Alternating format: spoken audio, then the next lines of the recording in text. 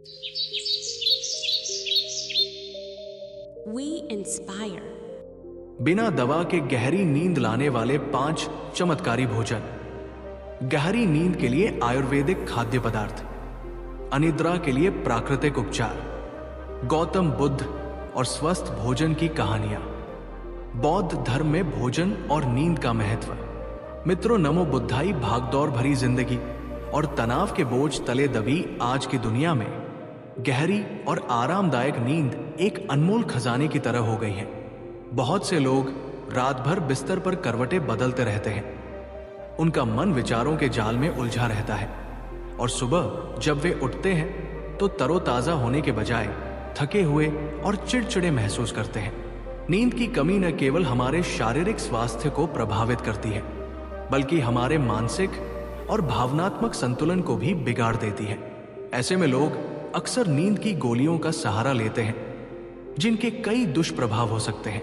लेकिन क्या आप जानते हैं कि प्रकृति ने हमें कुछ ऐसे चमत्कारी भोजन प्रदान किए हैं जो बिना किसी दवा के गहरी और आरामदायक नींद लाने में हमारी मदद कर सकते हैं? ये कहानी गौतम बुद्ध की प्रेरणादायक शिक्षाओं और एक ऐसे व्यक्ति की यात्रा पर आधारित है जिसने इन प्राकृतिक उपचारों के माध्यम से अपनी नींद की समस्या का समाधान खोजा। ये कहानी हमें सिखाएगी कि कैसे हम अपने आहार और जीवन शैली में छोटे छोटे बदलाव करके एक स्वस्थ और शांतिपूर्ण जीवन जी सकते हैं। एक समय की बात है, मगध साम्राज्य के एक समृद्ध नगर में सिद्धार्थ नाम का एक युवा व्यापारी रहता था। उसके पास धन दौलत, मान सम्मान और एक सुंदर परिवार था। लेकिन एक चीज की उसके जीवन में बहुत कमी थी और वो थी सुकून की नींद। रात होते ही उसका मन विचारों के बवंडर में घिर जाता था। व्यापार की चिंताएं, भविष्य की योजनाएं और दिन भर की घटनाएं उसके दिमाग में घूमती रहती थी। वो घंटों बिस्तर पर लेटा रहता, लेकिन नींद उसकी आंखों से कोसों दूर रहती। नींद की कमी के कारण उसका स्वास्थ्य बिगड़ने लगा था। उसकी आंखों के नीचे काले घेरे पड़ गए थे। उसका स्वभाव चिड़चिड़ा हो गया था और वो हमेशा थकात का सा महसूस करता था। उसने कई वैद्यों से सलाह ली, महंगी से महंगी औषधियां खाई, लेकिन उसे कोई लाभ नहीं हुआ। नींद की गोलियां उसे कुछ देर के लिए सुला तो देती थी, लेकिन सुबह उठकर वो और भी अधिक थका हुआ और सुस्त महसूस करता था। एक दिन जब वो अपनी दुकान पर बैठा था तो उसने 2 बौद्ध भिक्षुओं को भिक्षा मांगते हुए देखा। उनके चेहरों पर एक अद्भुत शांति और तेज था। सिद्धार्थ ने उन्हें भिक्षा दी और उनसे पूछा, हे भंते, आपके मुख पर इतनी शांति और संतोष का क्या कारण है? मैं एक धनी व्यापारी हूं, मेरे पास सब कुछ है, लेकिन फिर भी मैं रात को सो नहीं पाता। मेरा मन हमेशा अशांत रहता है। एक भिक्षु ने मुस्कुराते हुए कहा, वत्स, मन की शांति धन दौलत से नहीं, बल्कि आंतरिक संतुलन से मिलती है। तुम्हारा मन विचारों के बोझ तले दबा हुआ है, इसीलिए तुम्हें नींद नहीं आती। तुम्हें अपने मन को शांत करने और प्रकृति के साथ सामंजस्य स्थापित करने की आवश्यकता है। दूसरे भिक्षु ने कहा, तथागत गौतम बुद्ध ने हमें सिखाया है कि हमारा भोजन भी हमारे मन और शरीर को प्रभावित करता है। कुछ खाद्य पदार्थ हमारे मन को उत्तेजित करते हैं, जबकि कुछ उसे शांत करते हैं। यदि तुम अपने आहार में कुछ बदलाव करो तो तुम्हें निश्चित रूप से लाभ होगा।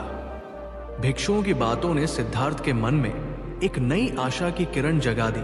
उसने निश्चय किया कि वो इन भिक्षुओं के बताए मार्ग पर चलेगा और अपनी नींद की समस्या का प्राकृतिक समाधान खोजेगा। अगले दिन सिद्धार्थ उन बौद्ध भिक्षुओं से मिलने के लिए उनके विहार पहुंचा। वहां उसने देखा कि भिक्षु ध्यान में लीन थे। जब उनका ध्यान समाप्त हुआ तो सिद्धार्थ ने उनसे अपनी समस्या के बारे में विस्तार से बताया। एक भिक्षु ने कहा, वत्स, तुम्हारी समस्या का समाधान तुम्हारे अपने ही घर में मौजूद है। तथागत ने हमें सिखाया है कि प्रकृति ने हमें हर बीमारी का इलाज दिया है, बस हमें उसे पहचानने की जरूरत है। आज हम तुम्हें पहले चमत्कारी भोजन के बारे में बताएंगे जो तुम्हारी नींद की समस्या को दूर करने में मदद करेगा। भिक्षु ने एक छोटा सा कटोरा उठाया जिसमें कुछ बादाम रखे हुए थे। उन्होंने सिद्धार्थ को एक बादाम देते हुए कहा, यह है बादाम, जिसे आयुर्वेद में बुद्धि का फल भी कहा जाता है। यह न केवल तुम्हारे मस्तिष्क के लिए फायदेमंद है, बल्कि ये गहरी नींद लाने में भी सहायक है। एक, सिद्धार्थ ने आश्चर्य से पूछा, भंते, एक छोटा सा बादाम मेरी नींद की समस्या को कैसे दूर कर सकता है? भिक्षु ने समझाया, वत्स, बादाम में मैग्नीशियम नामक एक महत्वपूर्ण खनिज होता है, जो हमारी मांसपेशियों को आराम देने और तनाव को कम करने में मदद करता है।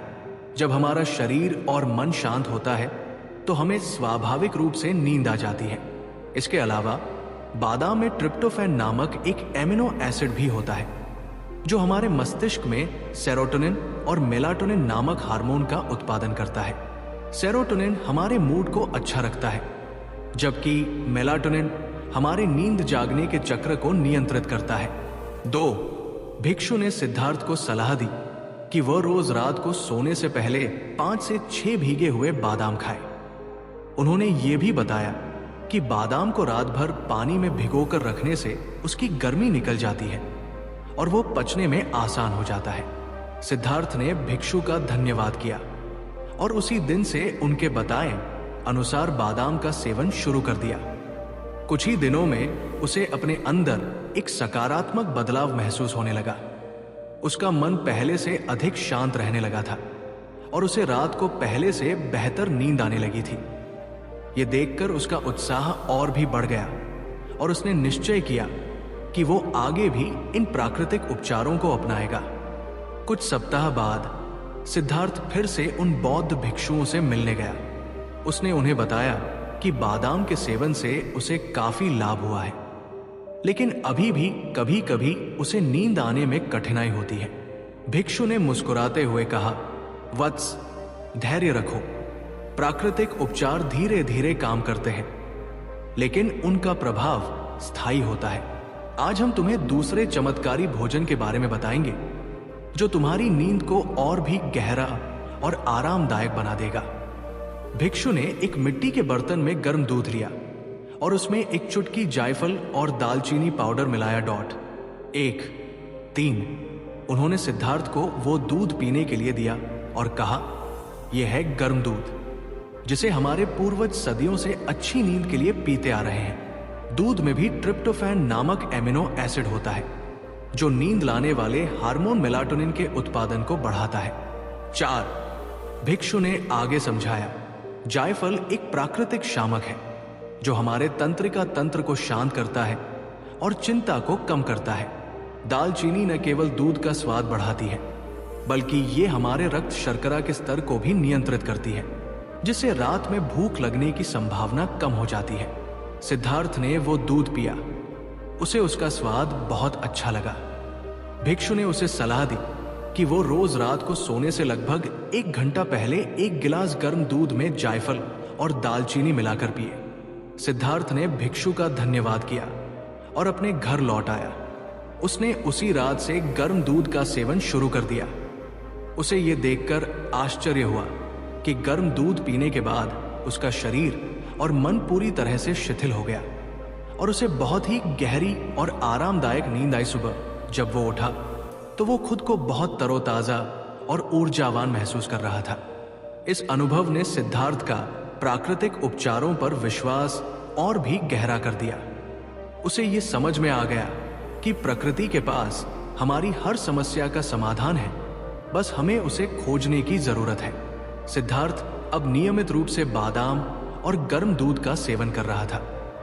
उसकी नींद की समस्या लगभग समाप्त हो गई थी, लेकिन कभी कभी जब उसे किसी बात का तनाव होता तो उसे नींद आने में थोड़ी परेशानी होती थी। एक दिन जब वो अपने बगीचे में टहल रहा था तो उसने देखा कि एक बौद्ध भिक्षु कुछ फूलों को तोड़ रहा है। सिद्धार्थ ने उनके पास जाकर पूछा, भंते, आप इन फूलों का क्या करेंगे? भिक्षु ने मुस्कुराते हुए कहा, वत्स, ये कैमोमाइल के फूल हैं। ये एक बहुत ही चमत्कारी जड़ी बूटी है जो हमारे मन को शांत करने और तनाव को दूर करने में मदद करती है। मैं इसकी चाय बनाने जा रहा हूं। 1, सिद्धार्थ ने उत्सुकता से पूछा, क्या ये चाय नींद लाने में भी मदद करती है? भिक्षु ने कहा, हाँ वत्स, कैमोमाइल चाय अनिद्रा के लिए एक बहुत ही प्रभावी प्राकृतिक उपचार है। इसमें एपिजेनिन नामक एक एंटीऑक्सीडेंट होता है जो हमारे मस्तिष्क में उन रिसेप्टर से जुड़ता है जो नींद को बढ़ावा देते हैं और चिंता को कम करते हैं। भिक्षु ने सिद्धार्थ को कैमोमाइल चाय बनाने की विधि बताई। उन्होंने कहा कि 1 कप गर्म पानी में 1 चम्मच सूखे कैमोमाइल के फूल डालकर 5 से 10 मिनट के लिए छोड़ दें और फिर छानकर पी लें। उन्होंने ये भी बताया कि इस चाय में शहद मिलाकर पीने से इसका स्वाद और भी बढ़ जाता है। सिद्धार्थ ने भिक्षु का धन्यवाद किया और अपने बगीचे में कैमोमाइल के पौधे लगाए। अब जब भी उसे तनाव महसूस होता तो वो 1 कप गर्म कैमोमाइल चाय पी लेता। ये चाय उसके मन को शांत कर देती और उसे एक आरामदायक नींद में ले जाती। इस तरह सिद्धार्थ ने तीसरे चमत्कारी भोजन की खोज की जिसने उसे सिखाया कि कैसे तनावपूर्ण परिस्थितियों में भी अपने मन को शांत रखा जा सकता है। एक दिन सिद्धार्थ अपने एक मित्र के घर गया जो एक किसान था। उसके मित्र ने उसे अपने बगीचे से ताजी चेरी खाने के लिए दी। सिद्धार्थ को चेरी का स्वाद बहुत अच्छा लगा। जब वो चेरी खा रहा था तो उसे याद आया कि बौद्ध भिक्षु ने उसे बताया था कि कुछ फल भी नींद लाने में मदद कर सकते हैं। उसने अपने मित्र से पूछा, मित्र, क्या तुम जानते हो कि चेरी खाने से अच्छी नींद आती है? उसके मित्र ने आश्चर्य से कहा, नहीं सिद्धार्थ, मैंने तो कभी इस बारे में नहीं सुना। सिद्धार्थ ने निश्चय किया कि वो इस बारे में बौद्ध भिक्षुओं से पूछेगा। अगले दिन वो विहार गया और भिक्षुओं से चेरी के बारे में पूछा। एक भिक्षु ने कहा, वत्स, तुम्हारा अनुमान सही है। चेरी, विशेष रूप से खट्टी चेरी, मेलाटोनिन का एक प्राकृतिक स्रोत है। मेलाटोनिन वही हार्मोन है जो हमारा शरीर रात में पैदा करता है ताकि हमें नींद आ सके। भिक्षु ने आगे बताया, आजकल की जीवन शैली में हम बहुत अधिक कृत्रिम प्रकाश के संपर्क में रहते हैं जिससे हमारे शरीर में मेलाटोनिन का उत्पादन बाधित होता है। यही कारण है कि बहुत से लोगों को नींद की समस्या होती है। चेरी का सेवन करने से हमारे शरीर को प्राकृतिक रूप से मेलाटोनिन मिलता है जिससे हमारी नींद की गुणवत्ता में सुधार होता है। भिक्षु ने सिद्धार्थ को सलाह दी कि वो रोज सोने से पहले एक मुट्ठी ताजी चेरी या एक गिलास चेरी का जूस पिए। सिद्धार्थ ने भिक्षु का धन्यवाद किया और बाजार से चेरी खरीद कर लाया। उसने उसी रात से चेरी का सेवन शुरू कर दिया। उसे ये देखकर खुशी हुई कि चेरी खाने से उसकी नींद और भी गहरी हो गई थी और वो सुबह उठकर और भी अधिक तरोताजा महसूस कर रहा था। इस प्रकार सिद्धार्थ ने चौथे चमत्कारी भोजन की खोज की जिसने उसे सिखाया कि कैसे हम प्रकृति से सीधे नींद लाने वाले हार्मोन प्राप्त कर सकते हैं। कुछ समय बाद सिद्धार्थ का एक मित्र उससे मिलने आया। उसका मित्र भी नींद न आने की समस्या से परेशान था। सिद्धार्थ ने उसे अपने अनुभव के बारे में बताया और उसे उन 4 चमत्कारी भोजनों के बारे में बताया जिनसे उसे लाभ हुआ था। उसके मित्र ने कहा, सिद्धार्थ, तुम्हारी बातें सुनकर मुझे बहुत प्रेरणा मिली है। मैं भी इन प्राकृतिक उपचारों को अपनाऊंगा। क्या कोई और ऐसा भोजन है जो नींद लाने में मदद कर सकता है? सिद्धार्थ ने कहा, मित्र, मैंने अभी तक केवल 4 ही चमत्कारी भोजनों के बारे में जाना है। चलो हम दोनों मिलकर बौद्ध भिक्षुओं के पास चलते हैं और उनसे इस बारे में पूछते हैं। दोनों मित्र विहार गए और भिक्षुओं से मिले। उन्होंने भिक्षुओं को अपनी बातचीत के बारे में बताया। एक भिक्षु ने मुस्कुराते हुए कहा, यह बहुत अच्छी बात है कि तुम दोनों ज्ञान की खोज में यहां आए हो। तथागत ने हमें सिखाया है कि ज्ञान बांटने से बढ़ता है। आज हम तुम्हें 5वें और अंतिम चमत्कारी भोजन के बारे में बताएंगे। भिक्षु ने एक कटोरा उठाया जिसमें कुछ कद्दू के बीज रखे हुए थे। उन्होंने कहा, यह है कद्दू के बीज। ये छोटे छोटे बीज पोषक तत्वों का खजाना है। इनमें मैग्नीशियम, जिंक और ट्रिप्टोफैन की भरपूर मात्रा होती है। भिक्षु ने समझाया, हम तुम्हें मैग्नीशियम और ट्रिप्टोफैन के फायदों के बारे में पहले ही बता चुके हैं। जिंक भी एक महत्वपूर्ण खनिज है जो हमारे मस्तिष्क को ट्रिप्टोफैन को सेरोटोनिन में बदलने में मदद करता है। इस प्रकार कद्दू के बीज नींद लाने की प्रक्रिया में एक महत्वपूर्ण भूमिका निभाते हैं। भिक्षु ने उन्हें सलाह दी कि वे रोज सोने से पहले एक चम्मच भुने हुए कद्दू के बीज खाएं। सिद्धार्थ और उसके मित्र ने भिक्षु का धन्यवाद किया और खुशी खुशी अपने घर लौट आए। उन्होंने उसी दिन से कद्दू के बीजों का सेवन शुरू कर दिया। कुछ ही दिनों में सिद्धार्थ के मित्र की नींद की समस्या भी दूर हो गई। सिद्धार्थ ने इन 5 चमत्कारी भोजनों को अपने जीवन का हिस्सा बना लिया था। अब उसे रात को गहरी और आरामदायक नींद आती थी। उसका स्वास्थ्य सुधर गया था, उसका स्वभाव शांत और प्रसन्न रहने लगा था और उसका व्यापार भी पहले से बेहतर चल रहा था। उसने ये ज्ञान केवल अपने तक ही सीमित नहीं रखा, बल्कि उसने इसे अपने मित्रों, परिवार और अन्य लोगों के साथ भी बांटा। उसने लोगों को सिखाया कि कैसे वे बिना किसी दवा के केवल अपने आहार और जीवन शैली में कुछ सरल बदलाव करके एक स्वस्थ और खुशहाल जीवन जी सकते हैं। ये कहानी हमें ये सिखाती है कि प्रकृति के पास हमारी हर समस्या का समाधान है। हमें बस अपनी जड़ों की ओर लौटने और प्रकृति के साथ एक सामंजस्यपूर्ण संबंध स्थापित करने की आवश्यकता है। गौतम बुद्ध की शिक्षाएं हमें यही मार्ग दिखाती है, एक ऐसा मार्ग जो हमें आंतरिक शांति, स्वास्थ्य और खुशी की ओर ले जाता है। बिना दवा के गहरी नींद लाने वाले 5 चमत्कारी भोजन। बादाम मैग्नीशियम और ट्रिप्टोफैन का अच्छा स्रोत, जो मांसपेशियों को आराम देता है और नींद लाने वाले हार्मोन का उत्पादन करता है। 1 गर्म दूध, ट्रिप्टोफैन का स्रोत जो मेलाटोनिन के उत्पादन को बढ़ाता है। जायफल और दालचीनी के साथ मिलाकर पीने से और भी अधिक फायदेमंद होता है। कैमोमाइल चाय, एक प्राकृतिक शामक जो चिंता को कम करता है और नींद को बढ़ावा देता है।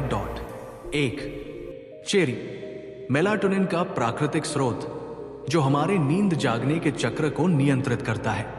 कद्दू के बीज मैग्नीशियम, जिंक और ट्रिप्टोफैन का खजाना जो नींद लाने की प्रक्रिया में मदद करते हैं। अतिरिक्त सुझाव, नियमित दिनचर्या अपनाएं। रोज एक ही समय पर सोएं और जागें। यहां तक कि सप्ताहांत में भी सोने से पहले स्क्रीन टाइम कम करें। मोबाइल, लैपटॉप और टीवी से निकलने वाली नीली रोशनी मेलाटोनिन के उत्पादन को बाधित करती है। 3 शाम को भारी भोजन से बचें। सोने से कम 2 से 3 घंटे पहले अपना रात का भोजन कर लें। कैफीन और शराब का सेवन कम करें, ये दोनों ही आपकी नींद में बाधा डाल सकते हैं। 3 नियमित रूप से व्यायाम करें। व्यायाम से तनाव कम होता है और नींद की गुणवत्ता में सुधार होता है। ध्यान और योग का अभ्यास करें। ये तकनीकें आपके मन को शांत करने और आपको आराम देने में मदद कर सकती है। यदि आपकी नींद की समस्या गंभीर है या इन उपायों से भी ठीक नहीं हो रही है, तो डॉक्टर से सलाह लेना महत्वपूर्ण है। दोस्तों, हमारे चैनल वी इंस्पायर को सब्सक्राइब जरूर करें। दोस्तों, श्रावस्ती कोसल साम्राज्य की भव्य राजधानी अपने ऐश्वर्य और व्यापार के लिए दूर दूर तक प्रसिद्ध थी। नगर के विशाल द्वारों से दिन भर व्यापारियों, तीर्थयात्रियों और राजकर्मचारियों का तांता लगा रहता। इन्हीं में से एक थे श्रेष्ठी अनिद्ध, जिनका नाम नगर के सबसे धनी व्यापारियों में गिना जाता था। उनके कारवां मध्य देश से लेकर गांधार तक व्यापार करते और उनके भंडारघर रेशम, मसालों और बहुमूल्य रत्नों से भरे रहते थे। उनका भवन रत्न प्रासाद नगर के मध्य में स्थित था, जिसकी भव्यता स्वयं राजा प्रसेंजित के महल को टक्कर देती थी। अनिद्ध के पास वो सब कुछ था जिसकी एक सामान्य मनुष्य कल्पना कर सकता है। अतुलनीय धन, एक सुंदर और पतिव्रता पत्नी वसुंधरा, एक कुशाग्र पुत्र रोहित और समाज में अपार सम्मान। दिन के उजाले में अनिद्ध एक सफल, आत्मविश्वासी और निर्णायक व्यक्ति थे। किंतु जैसे ही सूर्यास्त होता और रात्रि की कालिमा श्रावस्ती को अपनी चादर में लपेट लेती, श्रेष्ठी अनिद्ध का एक दूसरा अत्यंत दयनीय रूप प्रकट होता। जैसे ही वे अपने रेशमी बिछौनों पर लेटते, उनका मन एक रणक्षेत्र में परिवर्तित हो जाता।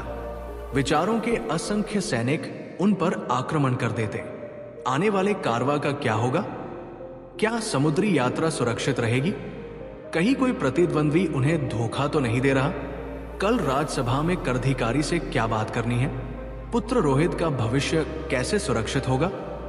ये विचार एक अंतहीन चक्रव्यूह की तरह उनके मस्तिष्क में घूमते रहते। वे करवटें बदलते, उठकर बैठ जाते, ठंडे जल का पान करते, किंतु नींद उनकी आंखों से मीलों दूर रहती। रात्रि के प्रहरी पहर बीतने की घोषणा करते और अनिद्र थके हुए पराजित मन से छत की कड़ियों को घूरते रहते। नींद की ये कमी अब उनके शरीर पर अपना प्रभाव दिखा रही थी। उनकी आंखों के नीचे गहरे काले गड्ढे बन गए थे। उनका स्वभाव चिड़चिड़ा हो गया था और छोटी छोटी बातों पर वे सेवकों और यहां तक कि अपने परिवार पर भी क्रोधित हो उठते थे। उनकी पाचन शक्ति क्षीण हो गई थी और सिर में एक स्थायी पीड़ा बनी रहती थी। उन्होंने राजवैद्य को बुलाया, जिन्होंने कई दुर्लभ जड़ी बूटियों और भस्मों का सेवन करने की सलाह दी। अनिद्ध ने सोने और चांदी के पात्रों में औषधियां खाई, किंतु लाभ नगण्य था। कुछ वैद्यों ने उन्हें मादक पेयों का सेवन करने की सलाह दी, जिससे कुछ समय के लिए मूर्छा जैसी नींद तो आती, किंतु सुबह उठने पर शरीर और भी भारी और मन और भी अशांत रहता। एक दिन उनकी पत्नी वसुंधरा ने उनके थके हुए चेहरे को देखते हुए कहा, स्वामी, नगर के बाहर जेतवन विहार में तथागत बुद्ध विहार कर रहे हैं। मैंने सुना है कि वे देवों और मनुष्यों के शास्ता है और उनके पास हर दुख का निदान है। आप एक बार उनके दर्शन को क्यों नहीं जाते? अनिद्ध ने उपहास में कहा, वसुंधरा, वे एक भिक्षु हैं। वे त्याग और वैराग्य का उपदेश देते हैं। मैं एक गृहस्थ हूं, एक व्यापारी। मेरे दुखों को वे क्या समझेंगे? मेरी समस्या धन और व्यापार से जुड़ी है, जिसका समाधान किसी भिक्षु के पास नहीं हो सकता।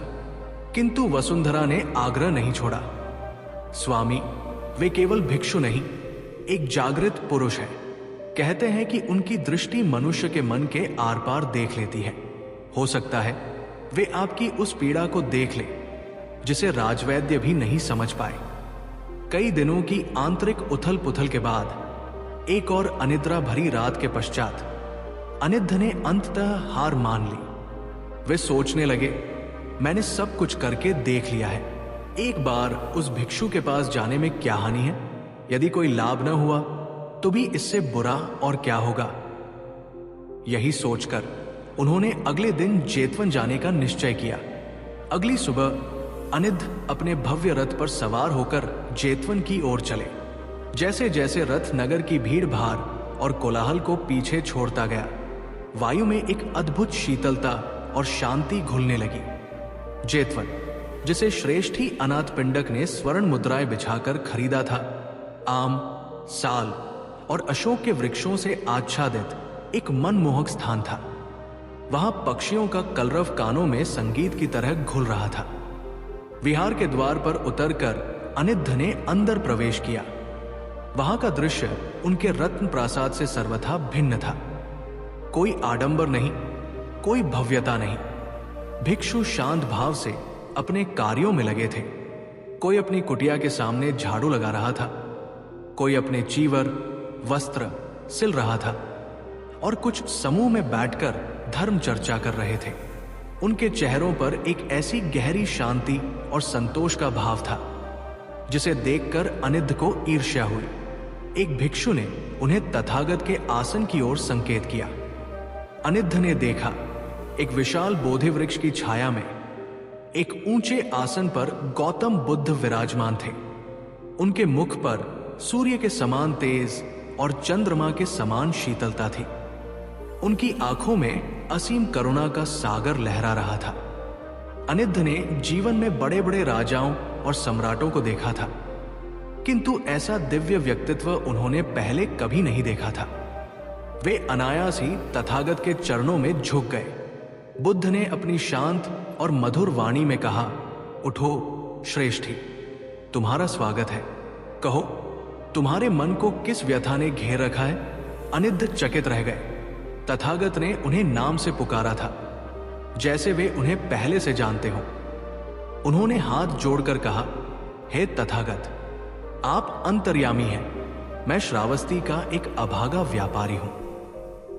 मेरे पास संसार के सब सुख है, किंतु रात्रि की निद्रा का सुख मेरे भाग्य में नहीं। विचार मेरे मन को दीमक की तरह खाए जा रहे हैं। मेरा शरीर और संबंध सब कुछ नष्ट हो रहा है। कृपा कर मेरा मार्गदर्शन करें। बुद्ध ने करुणापूर्ण दृष्टि से अनिद्ध को देखा और कहा, श्रेष्ठी, तुम्हारा मन एक अनियंत्रित घोड़े की तरह है जो तुम्हें विभिन्न दिशाओं में भगा रहा है। जब तक तुम इस घोड़े पर लगाम लगाना नहीं सीखोगे, तुम्हें शांति नहीं मिलेगी। तुम्हारी समस्या केवल शरीर की नहीं, बल्कि मन की गहराइयों में है। किंतु मन को साधने से पहले हमें शरीर को साधना होगा, क्योंकि ये शरीर ही वो नाव है जिस पर बैठकर तुम भवसागर पार करोगे। बुद्ध ने अपने एक शिष्य आनंद को संकेत किया। आनंद एक छोटे से पात्र में कुछ वस्तुएं लेकर आए। बुद्ध ने उसमें से कुछ गिरी उठाते हुए अनिद्ध से कहा, श्रेष्ठी, इसे देखो, ये बादाम है, प्रकृति का एक छोटा सा उपहार, किंतु इसमें महान गुण छिपे हैं। अनिद्ध ने अविश्वास से कहा, भगवान, मैंने बड़ी बड़ी औषधियां खाई हैं, ये छोटी सी गिरी मेरी क्या सहायता करेगी? बुद्ध मुस्कुराए, औषधि केवल तन पर कार्य करती है, किंतु भोजन तन और मन दोनों का पोषण करता है। बादाम में मैग्नीशियम नामक तत्व होता है जो तुम्हारी थकी हुई मांसपेशियों को विश्राम देगा। जब शरीर शिथिल होता है तो मन का तनाव भी कम होता है। इसमें ट्रिप्टोफैन नामक एक और तत्व है जो मन में शांति और संतोष का भाव जगाता है, किंतु इसका वास्तविक महत्व इसके भौतिक गुणों से परे है। बुद्ध ने अपनी बात जारी रखी, मैं चाहता हूं कि तुम इसे केवल एक औषधि की तरह न खाओ, बल्कि एक अभ्यास की तरह अपनाओ। आज से तुम प्रतिदिन रात्रि में सोने से पूर्व 7 बादाम लोगे। उन्हें स्वयं अपने हाथों से जल में भिगोओगे। सुबह उठकर शांत चित्त से बैठकर एक एक बादाम का छिलका उतारोगे। जब तुम ये कार्य कर रहे हो तो तुम्हारा पूरा ध्यान केवल उस बादाम पर होना चाहिए, उसकी बनावट, उसका स्पर्श, छिलका उतरने की ध्वनि। फिर जब तुम इसे खाओगे तो धीरे धीरे चबाओगे, उसके स्वाद को पूरी तरह अनुभव करोगे। ये अभ्यास सम्यक स्मृति, राइट माइंडफुलनेस का पहला पाठ है। तुम्हारा मन जो भूत और भविष्य में भटकता रहता है, उसे तुम वर्तमान के क्षण में लाना सीखोगे। जैसे ये बादाम तुम्हारे मस्तिष्क को पोषण देगा, वैसे ही ये माइंडफुलनेस का अभ्यास तुम्हारे मन को भटकने से रोकेगा और उसे शांत करेगा। जाओ श्रेष्ठी, इस छोटे से बीज में अपनी शांति का पहला अंकुर खोजो। अनिद्ध ने तथागत को प्रणाम किया और बादाम का पात्र लेकर अपने घर लौट आए। उस रात उन्होंने बुद्ध के कहे अनुसार ही किया। उन्होंने 7 बादाम पानी में भिगोए। अगली सुबह वे अपने भव्य कक्ष में नहीं, बल्कि बगीचे के एक शांत कोने में बैठे। उन्होंने एक एक करके बादामों के छिलके उतारे। शुरू में उनका मन भाग रहा था, व्यापार, हिसाब किताब, चिंताएं, किंतु उन्होंने स्वयं को बार बार उस क्षण में वापस लौटाया। उन्होंने बादाम के स्पर्श पर, उसके रंग पर ध्यान केंद्रित किया। फिर उन्होंने धीरे धीरे उन्हें खाया। उस रात जब वे बिस्तर पर लेटे तो चमत्कार हो गया। सदियों बाद उन्हें बिना किसी औषधि के नींद आई। ये बहुत गहरी नींद नहीं थी, बीच बीच में वे जागे भी, किंतु उस रात उनके मन में विचारों का बवंडर नहीं था। वे एक शांत झील की तरह थे जिसमें केवल कुछ लहरें उठ रही थी। सुबह जब वे उठे तो उन्होंने एक अभूतपूर्व ताजगी का अनुभव किया।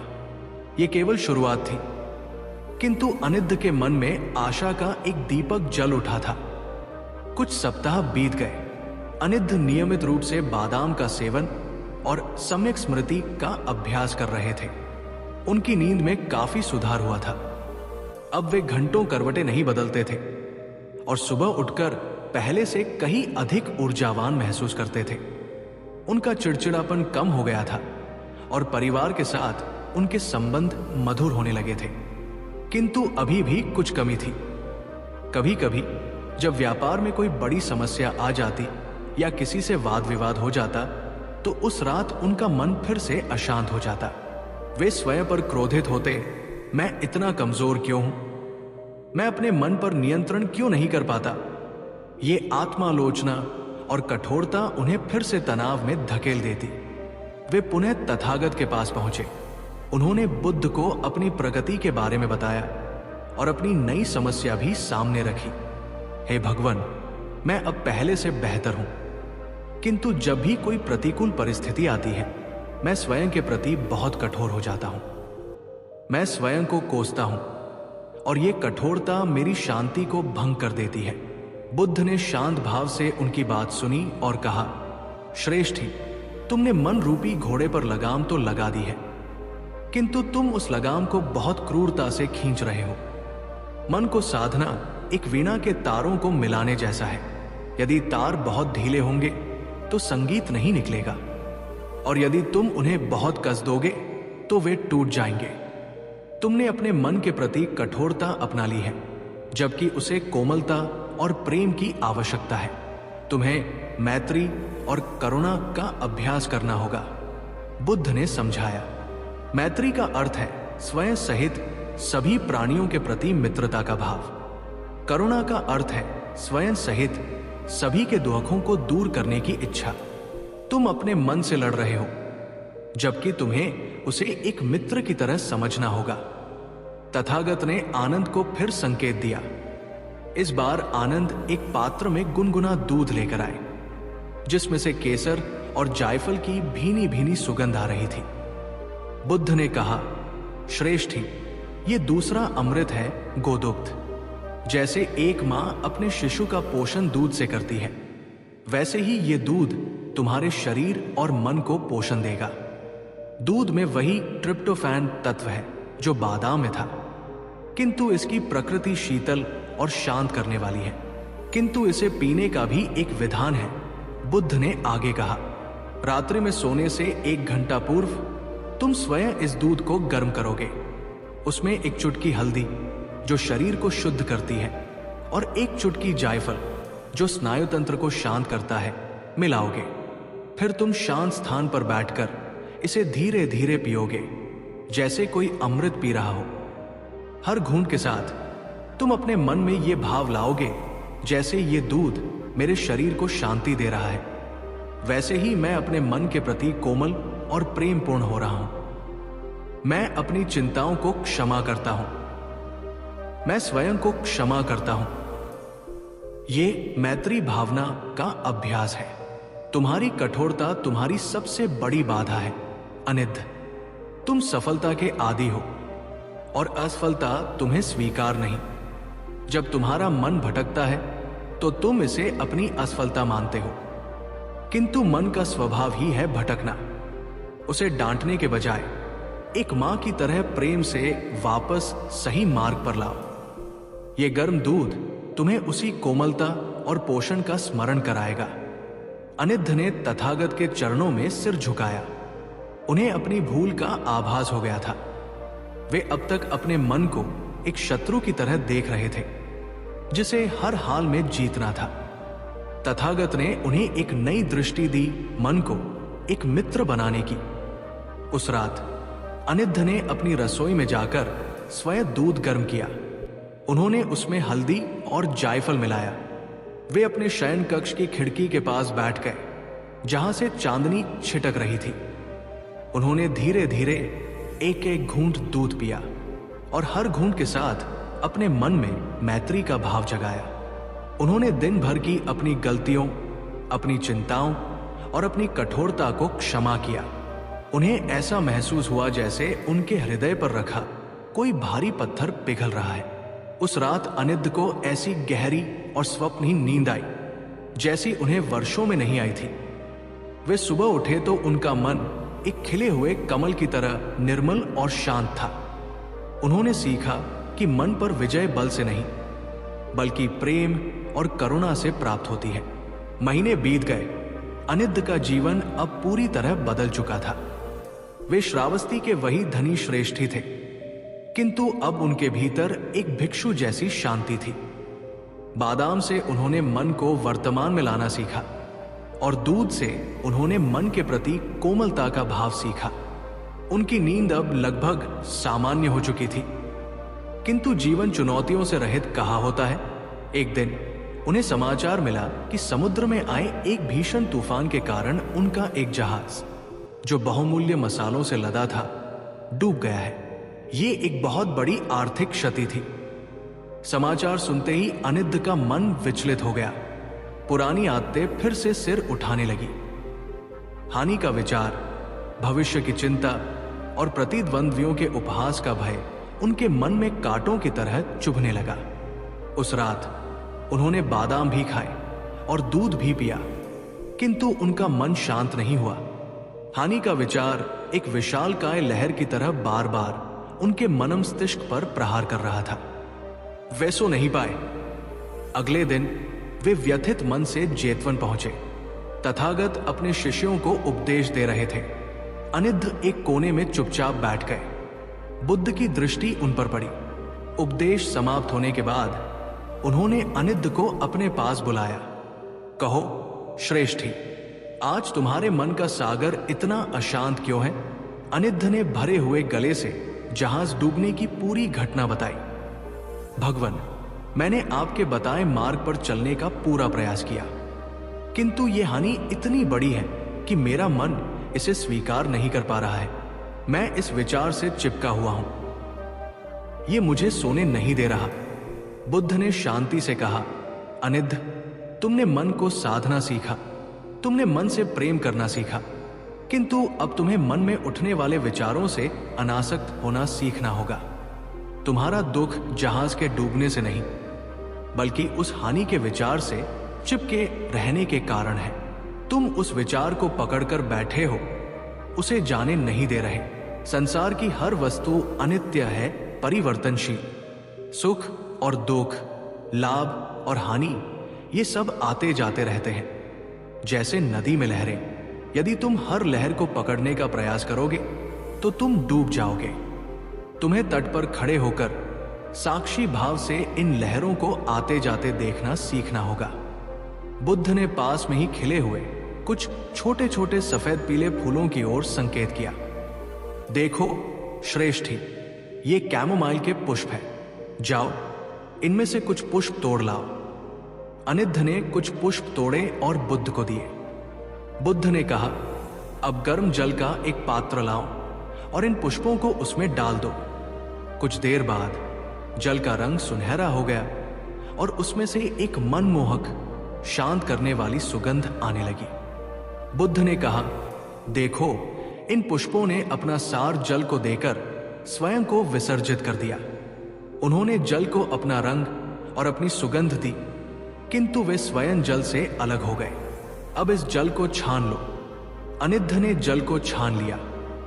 पुष्प पीछे रह गए और सुगंधित चाय पात्र में आ गई। यह है तुम्हारा तीसरा अमृत, बुद्ध ने कहा। कैमोमाइल की ये चाय तुम्हारे स्नायु तंत्र को परम शांति देगी, किंतु इसका वास्तविक पाठ इसके बनाने की प्रक्रिया में छिपा है। जैसे इन पुष्पों ने अपना सार छोड़कर स्वयं को जल से अलग कर लिया, वैसे ही तुम्हें अपनी चिंताओं और विचारों को मन में उठने देना है, उन्हें देखना है और फिर उन्हें बिना पकड़े बह जाने देना है। रात्रि में सोने से पूर्व जब तुम ये चाय बनाओगे तो अपनी दिन भर की सबसे बड़ी चिंता को इन पुष्पों का रूप दोगे। जब तुम उन्हें गर्म जल में डालोगे तो कल्पना करोगे कि तुम अपनी चिंता को विसर्जित कर रहे हो, और जब तुम चाय को छानोगे तो तुम ये निश्चय करोगे कि तुमने चिंता के ठोस रूप को त्याग दिया है और अब केवल उसका साक्षी भाव शेष है। ये चाय पीते हुए तुम अपने मन में उठने वाले हर विचार को देखोगे जैसे आकाश में तैरते हुए बादल, और उन्हें बिना रोके, बिना पकड़े आने और जाने दोगे। ये अनासक्ति, नॉन अटैचमेंट का अभ्यास है। अनिद्ध, ये तुम्हें सिखाएगा कि तुम विचार नहीं हो, तुम विचारों के दृष्टा हो। अनिद्ध की आंखों में प्रकाश की एक नई किरण चमक उठी। उन्हें अपनी समस्या की जड़ समझ में आ गई थी। वे हानि के विचार को पकड़कर बैठे थे। तथागत ने उन्हें उसे छोड़ने की कला सिखाई थी। उस रात अनिद्ध ने कैमोमाइल की चाय बनाई। उन्होंने जहाज डूबने की अपनी चिंता को उन पुष्पों में देखा। उन्होंने उसे गर्म जल में विसर्जित किया। जब उन्होंने चाय को छाना तो उन्हें सचमुच ऐसा लगा जैसे उनके मन से एक भारी बोझ उतर गया हो। वे शांत चित्त से चाय पीते रहे और अपने मन में उठने वाले विचारों को साक्षी भाव से देखते रहे। हानि का विचार आया, किंतु इस बार वे उसके साथ बहे नहीं। उन्होंने उसे देखा और उसे जाने दिया। उस रात वे न केवल सोए, बल्कि उनकी नींद में एक गहरा ध्यानपूर्ण बोध था। वे समझ गए थे कि सच्ची शांति पाने और खोने में नहीं, बल्कि हर परिस्थिति में अनासक्त रहने में है। अनिद्ध अब एक सिद्ध अभ्यासी की तरह हो गए थे। उन्होंने मन को साध लिया था, उसके प्रति करुणा सीख ली थी और विचारों से अनासक्त रहना भी जान लिया था। उनका जीवन अब एक शांत प्रवाह में बह रहा था। उनकी नींद गहरी और विश्राम पूर्ण थी। समय बीता, ऋतुएं बदली। ग्रीष्म ऋतु का आगमन हुआ। श्रावस्ती के बाजार हिमालय की तलहटी से आने वाले मौसमी फलों से सज गए। इन्हीं में से एक फल था चेरी, जिसका गहरा लाल रंग और मीठा रस सभी को आकर्षित करता था। अनिद्ध ने देखा कि जेतवन के भिक्षु भी भिक्षा में मिली चेरी का सेवन बड़े चाव से कर रहे थे। एक दिन उन्होंने कौतूहलवश तथागत से पूछा, भगवन, क्या इस सुंदर फल का भी निद्रा और मन की शांति से कोई संबंध है? बुद्ध, जो भिक्षुओं को अनित्यता, इम्परमनेंस पर उपदेश दे रहे थे, मुस्कुराए। अवश्य है अनिद्ध, प्रकृति का हर कण हमें धर्म की शिक्षा देता है, यदि हमारे पास देखने वाली आंखें हों। उन्होंने एक चेरी हाथ में उठाते हुए कहा, देखो, ये फल कुछ ही सप्ताहों के लिए आता है। ये हमें सिखाता है कि जीवन में कुछ भी स्थायी नहीं है। इसका गहरा लाल रंग हमें जीवन की जीवंतता का स्मरण कराता है और इसका मीठा रस हमें उन क्षणिक सुखों का अनुभव कराता है जो जीवन हमें प्रदान करता है। किंतु कुछ ही समय में ये फल समाप्त हो जाएगा। ये अनित्यता का सबसे सरल और मधुर पाठ है। तुम्हारी नींद की समस्या का एक कारण ये भी था कि तुम चीजों को स्थायी मानकर चलते थे। बुद्ध ने समझाया, तुम चाहते थे कि तुम्हारा व्यापार हमेशा बढ़ता रहे, तुम्हारा स्वास्थ्य हमेशा उत्तम रहे, तुम्हारा सुख कभी समाप्त न हो। जब चीजें तुम्हारी इच्छा के विरुद्ध होती थी तो तुम अशांत हो जाते थे। चेरी का ये फल तुम्हें स्वीकार करना सिखाता है, जीवन के चक्र को, आने और जाने के नियम को। किंतु इसका एक भौतिक लाभ भी है। तथागत ने अपनी बात पूरी की। प्रकृति ने इस फल में मेलाटोनिन नामक एक तत्व भरा है। यह वही तत्व है जो हमारा मस्तिष्क रात्रि के अंधकार में उत्पन्न करता है, ताकि शरीर को निद्रा का संकेत मिल सके।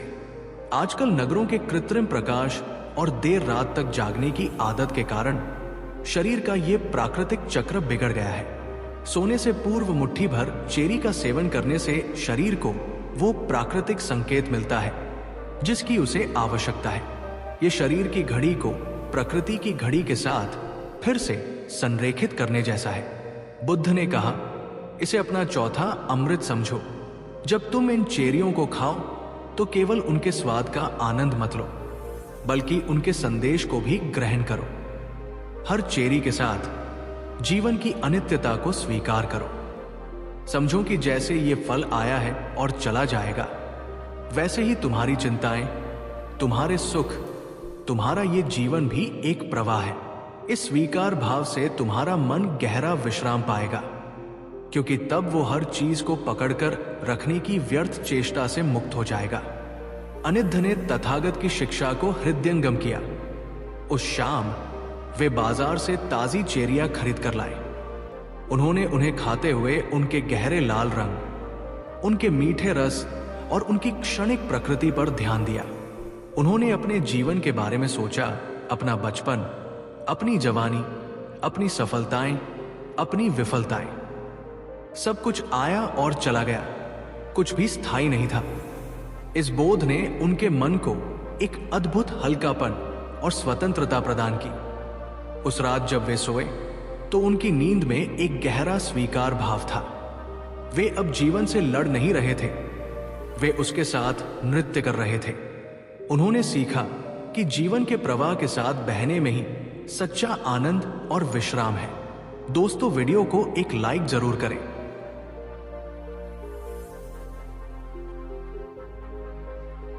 दोस्तों, कई वर्ष बीत गए। श्रेष्ठी अनिद्र अब केवल एक धनी व्यापारी नहीं, बल्कि एक प्रबुद्ध गृहस्थ के रूप में जाने जाते थे। श्रावस्ती के लोग उनसे न केवल व्यापार की, बल्कि जीवन की समस्याओं का समाधान पाने भी आते थे। उन्होंने तथागत से जो कुछ भी सीखा था, वे उसे करुणा के साथ दूसरों में बांटते थे। एक दिन उनका पुत्र रोहित, जो अब एक युवक था, उनके पास आया। रोहित अपने पिता की तरह ही कुशाग्र था, किंतु उसमें युवाओं वाली अधीरता और महत्वाकांक्षा थी। उसने कहा, पिताजी, मैं व्यापार को नई ऊंचाइयों पर ले जाना चाहता हूं। मैं नई योजनाएं बना रहा हूं, दिन रात परिश्रम कर रहा हूं, किंतु इस प्रयास में मेरी नींद खो गई है। मेरा मन हर समय भविष्य की योजनाओं में ही उलझा रहता है। अनिद्र मुस्कुराए। उन्होंने अपने पुत्र में अपनी ही पुरानी छवि देखी। उन्होंने रोहित को अपनी पूरी कहानी सुनाई, अपनी अनिद्रा, अपनी पीड़ा और तथागत से मिले समाधानों के बारे में। रोहित ने सब कुछ ध्यान से सुना और कहा, पिताजी, आपने मुझे 4 अमृतों के बारे में बताया। क्या तथागत ने कोई 5वां अमृत भी बताया था? कोई ऐसी वस्तु जो मेरी इस युवा महत्वाकांक्षा और भविष्य की चिंता को शांत कर सके?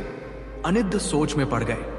उन्हें याद आया कि तथागत ने एक बार अपमाद, हीडफुलनेस डिलिजेंस पर उपदेश देते हुए एक और बीज का उल्लेख किया था। वे रोहित को लेकर अगले दिन जेतवन पहुंचे। तथागत अब वृद्ध हो चले थे, किंतु उनके चेहरे पर वही तेज और करुणा थी। अनिद्र ने उन्हें प्रणाम किया और अपने पुत्र की समस्या बताई। बुद्ध ने रोहित को स्नेहपूर्ण दृष्टि से देखा। पुत्र, महत्वाकांक्षा और भविष्य की योजना बनाना गलत नहीं है। धर्म हमें अकर्मण्य बनना नहीं सिखाता। तथागत स्वयं धर्म के प्रचार के लिए निरंतर यात्रा करते हैं। समस्या योजना बनाने में नहीं, बल्कि उसके परिणाम से अत्यधिक आसक्त हो जाने में है। इसे सम्यक संकल्प, राइट रिजॉल्व और सम्यक व्यायाम, राइट एफर्ट के साथ संतुलित करना आवश्यक है। बुद्ध ने अपने भिक्षा पात्र में से कुछ छोटे, सपाट, हरे रंग के बीज निकाले। ये देखो, उन्होंने कहा, ये कद्दू का बीज है।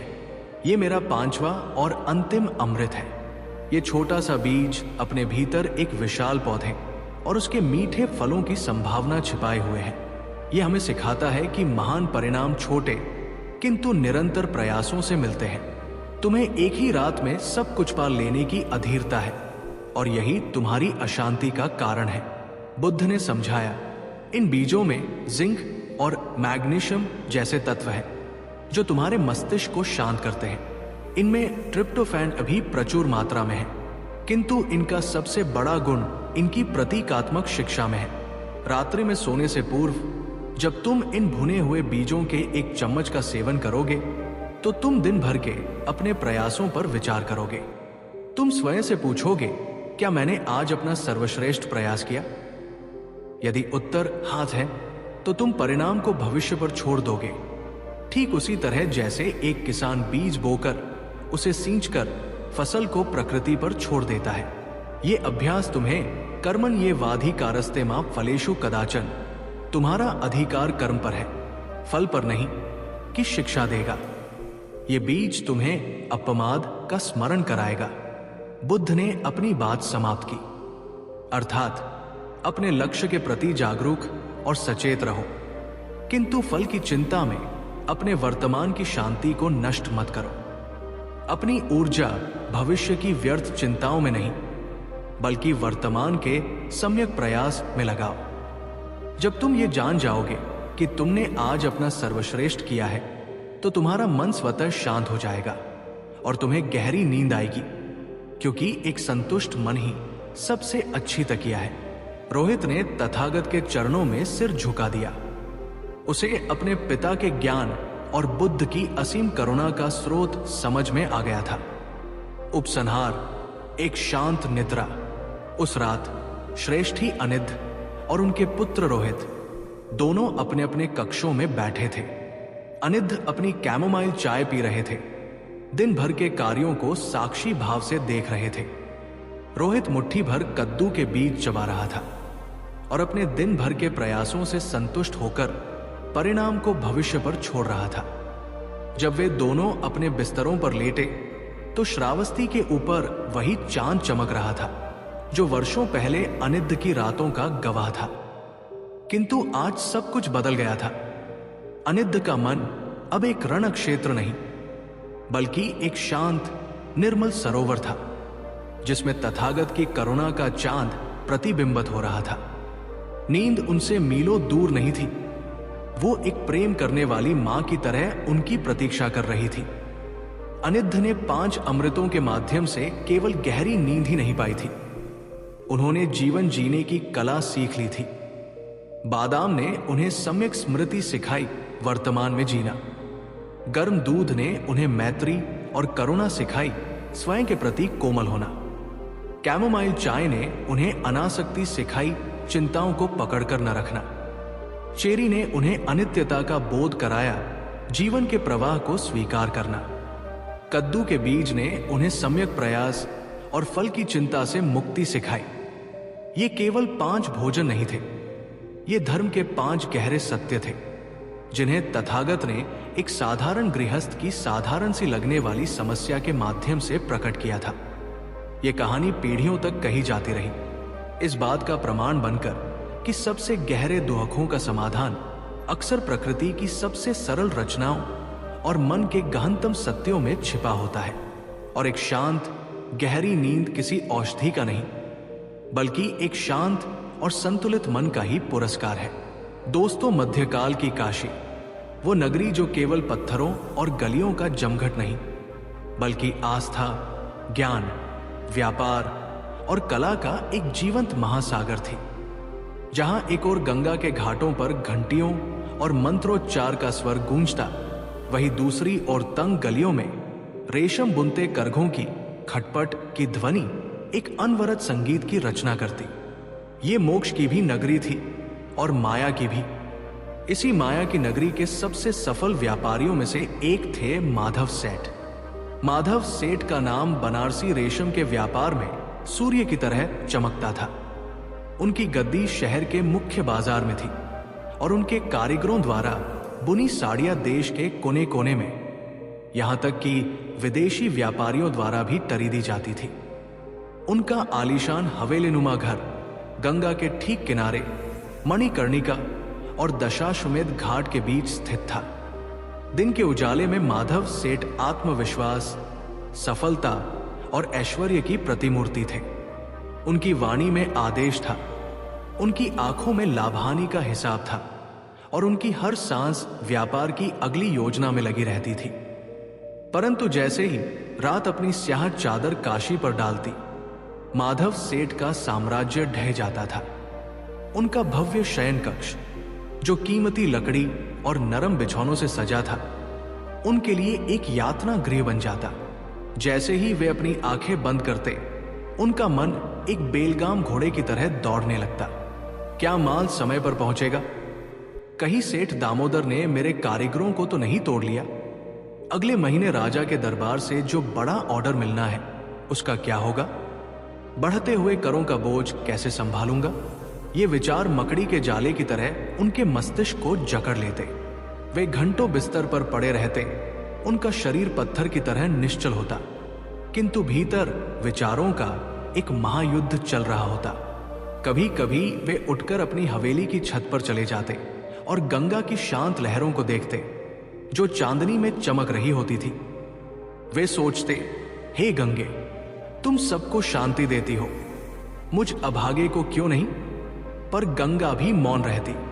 नींद की ये कमी अब उनके तन पर असर दिखाने लगी थी। 40 की आयु में ही वे 50 के दिखने लगे थे।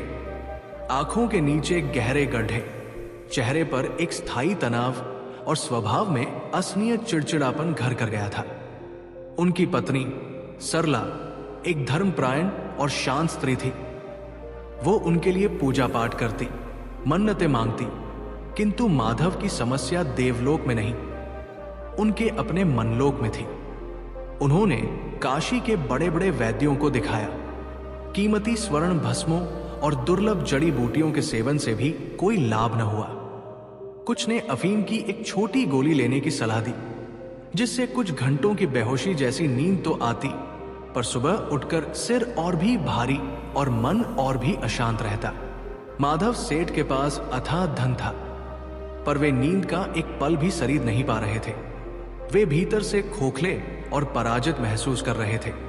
एक दिन जब वे अपनी गद्दी पर उदास बैठे थे, उनका एक पुराना मुनीम दीनदयाल उनके पास आया। दीनदयाल ने माधव को बचपन से देखा था। उसने डरते डरते कहा, सेठ जी, एक बात कहो, यदि आप बुरा न माने। माधव ने रूखे स्वर में कहा, कहो।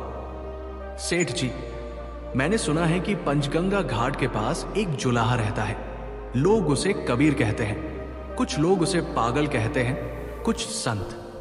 पर मैंने अपनी आंखों से देखा है, बड़े बड़े पंडित और मौलवी उसके सामने निरुत्तर हो जाते हैं, और बड़े बड़े दुखी लोग उसके पास से हंसते हुए लौटते हैं।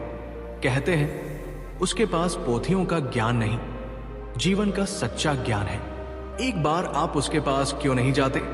माधव सेठ के इंकार को चोट लगी।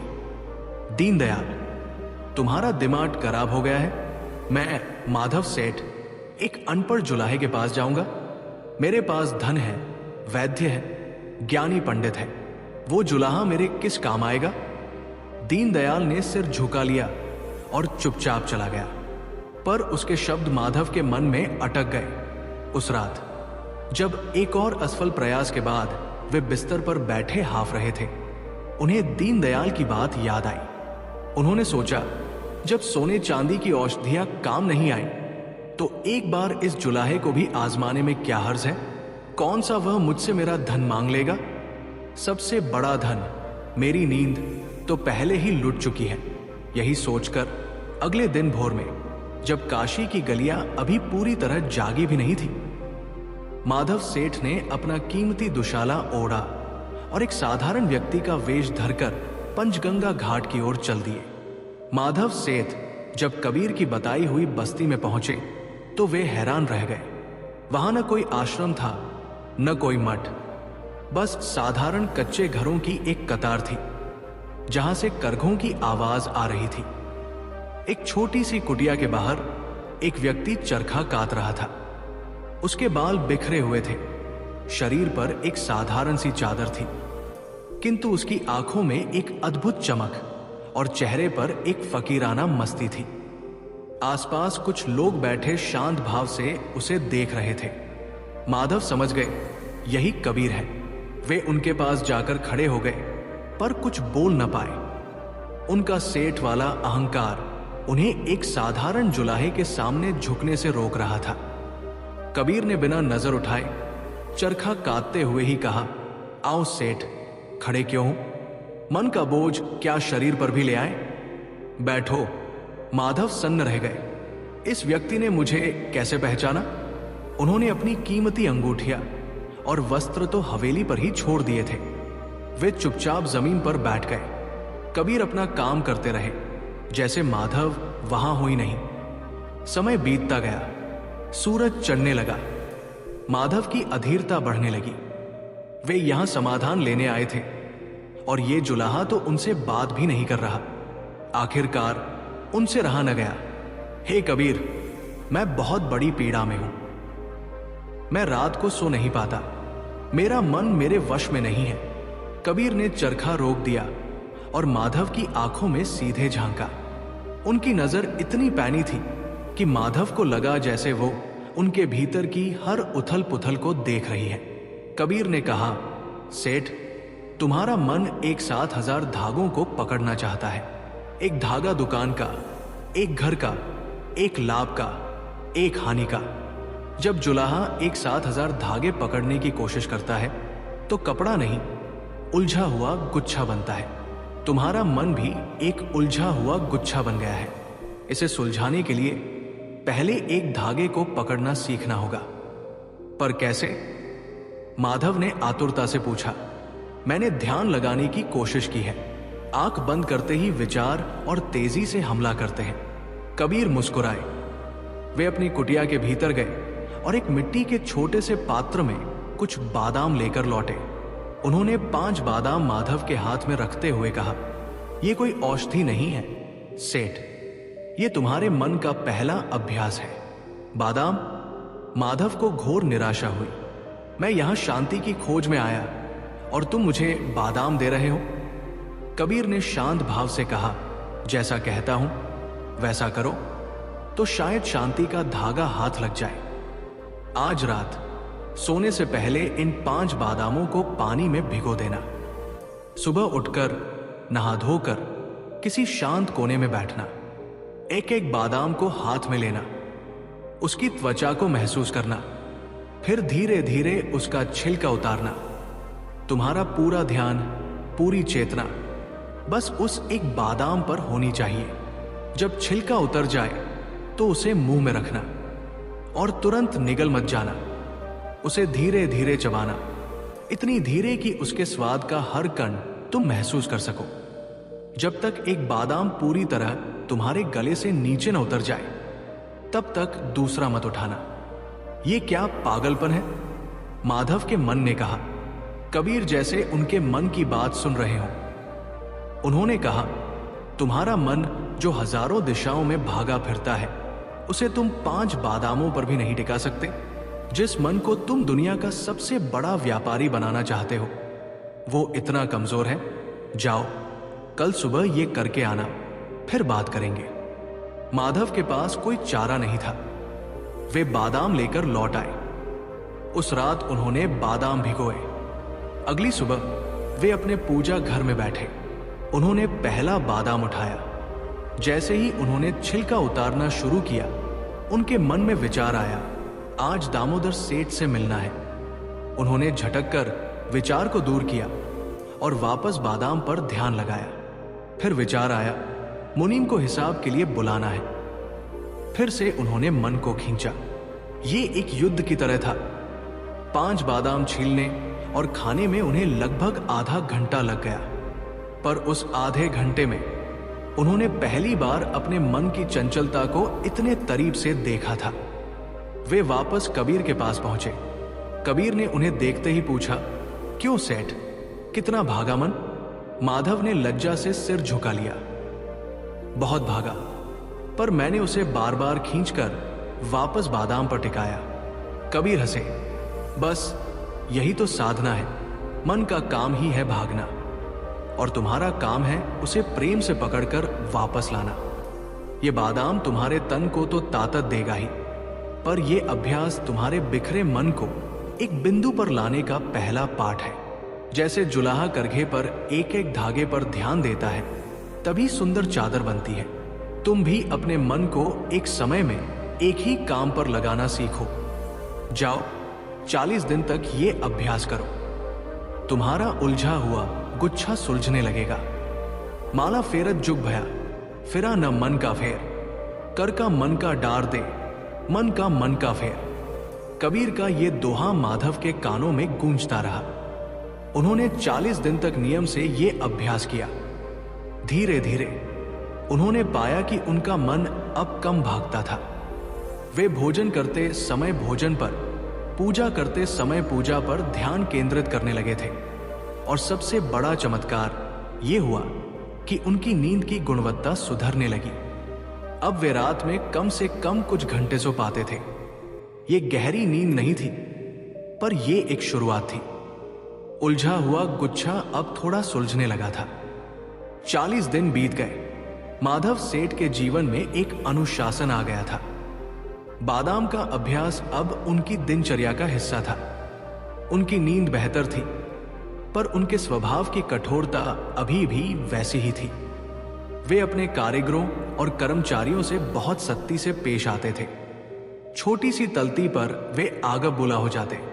उनका मानना था कि व्यापार में नरमी की कोई जगह नहीं होती। एक दिन उनके एक सबसे पुराने और कुशल कारीगर रहमत चाचा से एक कीमती साड़ी का ताना बुनते समय एक धागा टूट गया। ये एक छोटी सी तलती थी जिसे सुधारा जा सकता था, पर उस दिन माधव का मिजाज नराब था। उन्होंने भरी सभा में रहमत चाचा को बहुत अपमानित किया। तुम्हारी आंखें फूट गई हैं क्या? बूढ़े हो गए हो तो घर बैठो। तुम्हारी एक गलती से मेरा हजारों का नुकसान हो सकता था। रहमत चाचा की आंखों में आंसू आ गए। उन्होंने जीवन भर माधव के परिवार के लिए काम किया था। वे चुपचाप सिर झुकाए वहां से चले गए।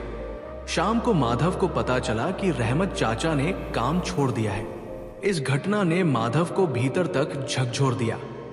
उन्हें अपनी कठोरता पर पहली बार ग्लानि हुई। उस रात वे सो नहीं पाए। पुरानी बेचैनी लौट आई थी। अगले दिन वे कबीर के पास पहुंचे। कबीर हमेशा की तरह अपने करघे पर कपड़ा बुन रहे थे। माधव ने उन्हें पूरी घटना सुनाई। हे कबीर, मैंने मन को साधना तो सीखा, पर मेरा हृदय पत्थर का ही रहा। मेरी वाणी में विष है जो दूसरों को और अंत में मुझे ही कष्ट देता है।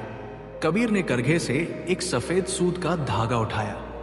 सेठ, ये धागा देखो, ये कितना नरम और कोमल है। मैं इसे खींचता हूं, पर प्रेम से। यदि मैं इसे जोर से, क्रोध से खींचूंगा तो ये टूट जाएगा। तुम्हारा मन भी इसी धागे की तरह है, और तुम्हारे रिश्ते भी। तुमने मन को साधना तो सीखा, पर उसे सत्ती से, एक राजा की तरह, जबकि मन को एक मां की तरह प्रेम और कोमलता से साधना पड़ता है। तुम ज्ञान की बातें बहुत करते हो सेठ, पोथियों की तरह सोचते हो कि ये सही है, ये गलत। पर जब तक हृदय में प्रेम और करुणा नहीं, तब तक सारा ज्ञान व्यर्थ है। पोथी पढ़ी पढ़ी जगमुआ, पंडित भया न कोय। ढाई आखर प्रेम का, पढ़े सो पंडित होए। कबीर ने अपनी पत्नी लोई को आवाज दी। लोई मिट्टी के एक कुल्हड़ में गर्म दूध ले आई। कबीर ने कहा, यह तुम्हारा दूसरा अमृत सेठ, गाय का दूध। ये श्वेत है, सरल है, इसमें कोई छलकपट नहीं। जैसे एक मां अपने बच्चे का पोषण करती है, वैसे ही ये तुम्हारे शरीर को शांति और मन को शीतलता देगा। आज से रात को सोने से पहले तुम स्वयं एक कुल्हड़ गर्म दूध लोगे। उसमें एक चुटकी हल्दी मिलाना, जो तन के विष को दूर करती है, और एक चुटकी सौंठ, जो मन की जड़ता को तोड़ती है। और इसे व्यापारियों की तरह जल्दी जल्दी मत पी जाना। शांत भाव से बैठना और हर घूंट के साथ अपने मन में ये भाव लाना, मैं अपने प्रति और संसार के सभी प्राणियों के प्रति करुणा से भर रहा हूं। मैं अपनी कठोरता के लिए स्वयं को और दूसरों को क्षमा करता हूं। यह दूध केवल तुम्हारे पेट में नहीं, तुम्हारे हृदय में उतरना चाहिए। तुम्हारा हृदय लाभानी का हिसाब करते करते कठोर हो गया है सेठ। उसे इस दूध की तरह सरल और प्रवाहमान बनाओ। जाओ, पहले रहमत चाचा से क्षमा मांगो और फिर इस अमृत का सेवन करो। माधव सेठ की आंखों से पश्चाताप के आंसू बह निकले। उन्हें अपनी तलती का गहरा एहसास हुआ। वे उसी समय रहमत चाचा के घर गए। उन्होंने उनके पैर पकड़कर क्षमा मांगी। रहमत चाचा ने उन्हें गले से लगा लिया। उस दिन माधव सेठ को लगा जैसे उनके सिर से एक भारी बोझ उतर गया हो। उस रात उन्होंने कबीर के कहे अनुसार गर्म दूध पिया। हर घूंट के साथ उन्हें लगा जैसे उनके भीतर की कठोरता पिघल रही है। उस रात उन्हें ऐसी गहरी और शांत नींद आई जैसी उन्हें अपने बचपन में आती थी। सुबह जब वे उठे तो उनके मन में किसी के लिए कोई मैल नहीं था। उन्होंने सीखा कि सच्ची शांति मन को जीतने में नहीं, बल्कि हृदय को प्रेम से भरने में है। अब माधव सेठ का जीवन काफी बदल चुका था। वे एक शांत और विनम्र व्यक्ति बन गए थे। उनका व्यापार भी अब पहले से बेहतर चल रहा था, क्योंकि उनके कारीगर अब डर से नहीं, बल्कि प्रेम और सम्मान से काम करते थे। परंतु जीवन परीक्षा लेना नहीं छोड़ता। उस वर्ष काशी में बाढ़ आ गई। गंगा का जल प्रलयंकारी रूप लेकर शहर में घुस आया। माधव सेठ का गोदाम, जो नदी के कापी पास था, पूरी तरह जलमग्न हो गया। रेशम की हजारों कीमती थाने पानी में भीगकर मराब हो गई। ये उनके जीवन की सबसे बड़ी आर्थिक क्षति थी। ये खबर सुनते ही माधव का धैर्य जवाब दे गया। उनकी वर्षों की साधना जैसे एक पल में बह गई। वे छाती पीट पीट कर रोने लगे। मेरा सब कुछ लुट गया, मैं बर्बाद हो गया। हे ईश्वर, ये तूने मेरे साथ ही क्यों किया? मोह और आसक्ति के पुराने दैत्य फिर से जाग उठे थे और उनके मन पर कब्जा कर चुके थे। 2 रात और 2 दिन वे न सोए, न उन्होंने अन्न का एक दाना खाया। उनकी पत्नी सरला ने उन्हें सहारा दिया और बोली, स्वामी, आप कबीर के पास क्यों नहीं जाते? वही आपको इस दुख से निकाल सकते हैं। माधव टूटे हुए मन से लड़खड़ाते कदमों से कबीर की कुटिया की ओर चले। कबीर बार के पीड़ितों के लिए अपने साथियों के साथ मिलकर खिचड़ी बनवा रहे थे और बांट रहे थे। उनके चेहरे पर दुख या चिंता का कोई भाव नहीं था, केवल सेवा और करुणा थी। माधव ने रोते हुए अपनी सारी व्यथा कह सुनाई। कबीर, मेरा सर्वस्व नष्ट हो गया, मैं अब जीकर क्या करूंगा? कबीर ने उन्हें बैठाया और एक कटोरी खिचड़ी उनके हाथ में दी। पहले ये खाओ सेठ, भूखे पेट न भजन होता है, न सत्य समझ आता है। माधव ने मना कर दिया। मुझे भूख नहीं है, कबीर ने जोर दिया। ये प्रसाद है, इसे ग्रहण करो। माधव ने बेमन से 2-4 कौर खाए। कबीर ने कहा, सेठ, तुम्हारा रेशम पानी में डूबा है, तुम क्यों डूब रहे हो? जो आया है वो जाएगा। राजा हो या रंक, महल हो या झोपड़ी, एक दिन सब मिट्टी में मिल जाना है। तुम उस रेशम को मेरा मानकर बैठे थे, इसीलिए उसके जाने का दुख तुम्हें खाए जा रहा है। माटी कहे कुम्हार से, तू क्या रौन दे मोए, एक दिन ऐसा आएगा मैं रौन दूंगी तोए। तुम इस सत्य को स्वीकार नहीं कर पा रहे हो सेठ। तुम नदी की धारा से लड़ रहे हो, इसीलिए थक रहे हो, डूब रहे हो। धारा के साथ बहना सीखो, जो हो रहा है उसे स्वीकार करना सीखो। कबीर पास में ही खिले हरसिंगार पारिजात के फूलों के पास गए। ये फूल रात में खिलते हैं और सुबह तक झड़ जाते हैं। उन्होंने कुछ झरे हुए फूल अपनी चादर में समेट लिए। वे एक मिट्टी के बर्तन में गर्म पानी लाए और उन फूलों को उसमें डाल दिया। पानी में तत्काल एक दिव्य सुगंध फैल गई। देखो सेठ, कबीर ने कहा, इन फूलों ने अपना जीवन पूरा किया और झड़ गए। उन्होंने कोई शोक नहीं मनाया। अब वे इस जल में घुलकर अपनी सुगंध फैला रहे हैं। उन्होंने अपना रूप छोड़ दिया पर अपना सार नहीं। यह तुम्हारा तीसरा अमृत, ये पुष्प जल, इसे आज रात सोने से पहले पीना। पर इसे बनाते समय अपनी सबसे बड़ी चिंता अपने इस नुकसान के मोह को इन फूलों में देखना। और जब तुम इन्हें गर्म पानी में डालो तो ये भाव करना कि तुम अपनी इस आसक्ति को समर्पण कर रहे हो।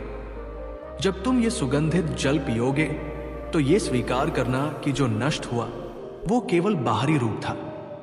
तुम्हारी हिम्मत, तुम्हारा हुनर, तुम्हारा परिवार, ये सब तुम्हारा सार है, वो सुरक्षित है। ये समर्पण का अभ्यास है सेठ। जब तक तुम ईश्वर की मर्जी के आगे समर्पण नहीं करोगे तब तक तुम लड़ते रहोगे और थकते रहोगे। स्वीकार कर लो और मन हल्का हो जाएगा। माधव सेठ ने कबीर की बातों को सुना। उन्हें लगा जैसे किसी ने उनके सिर पर ठंडा जल डाल दिया हो। वे घर लौटे। रात को उन्होंने हरसिंगार के फूलों से वो जल तैयार किया। उन्होंने अपने नुकसान के दुख को उन फूलों में देखा और उन्हें जल में समर्पित कर दिया। वो सुगंधित जल पीते हुए उन्हें पहली बार स्वीकार का अनुभव हुआ। जो हुआ वो होना था। मेरे हाथ में केवल कर्म करना है, फल नहीं। उस रात वे सोए। उनकी नींद में दुख था पर बेचैनी नहीं थी। उनकी नींद में एक गहरा मौन और समर्पण था। सुबह वे एक नए व्यक्ति के रूप में जागे। उन्होंने निश्चय किया कि वे फिर से शून्य से शुरुआत करेंगे। पर इस बार बिना किसी मोह या आसक्ति के। बाढ़ का पानी उतर चुका था। माधव सेठ ने अपनी हिम्मत और अपने कारीगरों के साथ मिलकर फिर से काम शुरू किया, किंतु अब उनके भीतर एक नई तरह की अधीरता ने जन्म ले लिया था। वे जल्द से जल्द अपनी पुरानी स्थिति को वापस पा लेना चाहते थे। वे दिन रात काम करते, कारीगरों पर भी पहले से ज्यादा दबाव डालते। वे चाहते थे कि सब कुछ चमत्कार की तरह तुरंत ठीक हो जाए। इस अधीरता के कारण उनका मन फिर से अशांत रहने लगा। वे हर समय भविष्य की योजनाओं में खोए रहते और वर्तमान का आनंद नहीं ले पाते। रात को उन्हें नींद तो आती, पर वो कच्ची होती, सपनों से भरी हुई। वे सपनों में भी हिसाब किताब करते या कारीगरों को निर्देश देते रहते। वे अपनी इस नई समस्या को लेकर कबीर के पास पहुंचे। हे गुरुवर, मैं मोह से तो मुक्त हो गया, पर अब अधीरता मुझे खाई जा रही है। मैं हर चीज तुरंत चाहता हूं। ये इंतजार मुझसे सहा नहीं जाता। कबीर अपनी कुटिया के पीछे लगे एक केले के पेड़ के पास खड़े थे। उस पर केले का एक गुच्छा लगा था जो अभी कच्चा था। कबीर ने एक कच्चा केला तोड़ा और माधव को देते हुए कहा, खाओ इसे सेठ। माधव ने केला खाया। वो कसैला और बेस्वाद था। उन्होंने मुंह बनाते हुए कहा, यह तो कच्चा है। कबीर मुस्कुराए, तो तुम चाहते हो कि मैं इस पर कोई मंत्र फूंक दूं और ये अभी पक जाए, या इसे आग पर चढ़ा दूं ताकि ये जल्दी नरम हो जाए? नहीं, माधव ने कहा, उसे पकने के लिए तो समय देना होगा। सूरज की धूप और हवा उसे धीरे धीरे पकाएगी। कबीर ने कहा, बस सेठ, यही तुम्हारा जवाब है। जो नियम इस केले पर लागू होता है वही जीवन पर भी लागू होता है। तुम अपने जीवन के फल को समय से पहले जबरदस्ती पकाना चाहते हो, इसीलिए तुम्हें केवल कसैलापन और असंतोष मिल रहा है। धीरे धीरे रे मना, धीरे सब कुछ होए। माली सींचे सो घड़ा, तू आए फल होए। तुम अपना कर्म कर रहे हो, जो कि बहुत अच्छी बात है, पर फल को पकने का समय तो दो। धैर्य रखो, संतोष करो। कबीर ने एक पका हुआ पीला केला तोड़ा और माधव को दिया। यह तुम्हारा चौथा अमृत केला। यह फल मिठास और ऊर्जा से भरा है। यह हमें सिखाता है कि धैर्य का फल मीठा होता है। यह पेट के लिए भी शीतल है और मन के लिए भी। आज से शाम के भोजन में तुम एक पका हुआ केला खाओगे और इसे खाते हुए तुम इस केले के जीवन के बारे में सोचोगे। कैसे ये एक छोटे से फूल से बना, कैसे इसने महीनों तक धूप और बारिश सही, और कैसे इसने धैर्यपूर्वक अपने पकने की प्रतीक्षा की। ये केला तुम्हें संतोष और धैर्य की शिक्षा देगा। ये तुम्हारे मन की आग को शांत करेगा और तुम्हें सिखाएगा कि हर चीज का एक सही समय होता है। माधव को अपनी भूल समझ में आ गई। वे प्रकृति के नियम के विरुद्ध जा रहे थे। उन्होंने उस दिन से अपने भोजन में केले को शामिल किया। उसे खाते हुए वे धैर्य का चिंतन करते। धीरे धीरे उनकी अधीरता शांत होने लगी। उन्होंने समझना शुरू किया कि सफलता एक दिन में नहीं मिलती, वो निरंतर और धैर्यपूर्ण प्रयास का परिणाम है। अब वे काम के बाद अपने परिवार के साथ समय बिताते, गंगा किनारे शांत भाव से बैठते। उनका मन वर्तमान में रहने लगा था, और जब मन शांत और संतुष्ट होता है तो नींद एक मित्र की तरह खुद ब खुद आ जाती है। कई वर्ष और बीत गए। माधव सेठ ने न केवल अपना पुराना वैभव वापस पा लिया, बल्कि वे अब पहले से कहीं अधिक सम्मानित और प्रसन्न व्यक्ति थे। वे अब केवल रेशम के व्यापारी नहीं, बल्कि काशी के एक ज्ञानी और परोपकारी सेठ के रूप में जाने जाते थे। उन्होंने कबीर की कुटिया के पास एक सदावर्त भंडारा शुरू कर दिया था, जहां हर भूखे को भोजन मिलता था। उनका पुत्र केशव अब युवा हो गया था और व्यापार में उनका हाथ बंटाने लगा था। केशव अपने पिता की तरह ही प्रतिभाशाली था, पर उसमें वही पुरानी चिंता और असुरक्षा थी जो कभी माधव में हुआ करती थी। वो हर समय भविष्य को लेकर चिंतित रहता। पिताजी, यदि अगली बार फिर बाढ़ आ गई तो? यदि कोई नया प्रतिद्वंद्वी आ गया तो? यदि कारीगर हमें छोड़कर चले गए तो? माधव अपने पुत्र में अपनी ही परछाई देखकर मुस्कुराते। वे समझ गए थे कि उन्होंने जो यात्रा की है, अब वही यात्रा उनके पुत्र को भी करनी है। वे केशव को लेकर कबीर के पास पहुंचे। कबीर अब काफी वृद्ध हो चले थे, पर उनकी आंखों की चमक और वाणी का ओज वैसा ही था। माधव ने हाथ जोड़कर कहा, हे गुरु, आपने मुझे माया के सागर से निकाला। अब ये मेरा पुत्र भविष्य की चिंता के सागर में डूब रहा है। कृपा कर इसका भी मार्गदर्शन करें। कबीर ने केशव के सिर पर हाथ फेरा। बेटा, चिंता उस दीमक की तरह है जो भविष्य को नहीं, तुम्हारे वर्तमान को खोखला करती है। तुम अपनी शक्ति बाहर की परिस्थितियों में खोज रहे हो, बाजार, कारीगर, राजा, जबकि असली शक्ति तुम्हारे भीतर है। कबीर ने पास में रखे एक पके हुए कद्दू में से कुछ बीज निकाले। उन्होंने वे बीज केशव के हाथ में रखते हुए कहा, ये देखो, ये छोटा सा बीज, इसमें क्या दिखता है तुम्हें? केशव ने कहा, कुछ नहीं, बस एक साधारण सा बीज है। कबीर ने कहा, मुझे इसमें एक बड़ी सी बेल दिखती है, उस पर लगे हुए फूल दिखते हैं, और फिर उस बेल पर लगे हुए तुम्हारे जैसे हजारों बीज दिखते हैं। इस छोटे से बीज में एक अनंत संभावना छिपी है। यही शक्ति तुम्हारे भीतर भी है। यह है 5वां और अंतिम अमृत कद्दू का बीज।